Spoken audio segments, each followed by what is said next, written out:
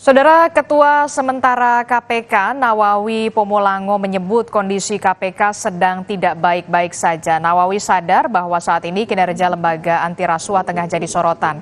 Ketua Sementara Komisi Pemberantasan Korupsi Nawawi Pomolango sempat ragu akan kehadiran para tamu undangan di tengah musim KPK yang sedang tidak baik-baik saja saat membuka Rakor Nasional Anti Korupsi pada Kamis siang. Nawawi sadar lembaga anti rasuah tengah disorot pasca Ketua KPK. Sebelumnya, Firly Bahuri menjadi tersangka kasus dugaan pemerasan terhadap mantan Menteri Pertanian Syahrul Yassin Limpo.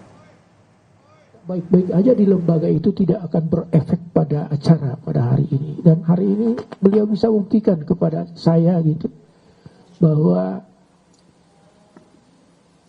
begitu banyaknya kehadiran undangan, kolaborasi yang dibangun bersama beliau-beliau ini, Pak Wamenak masih datang gitu.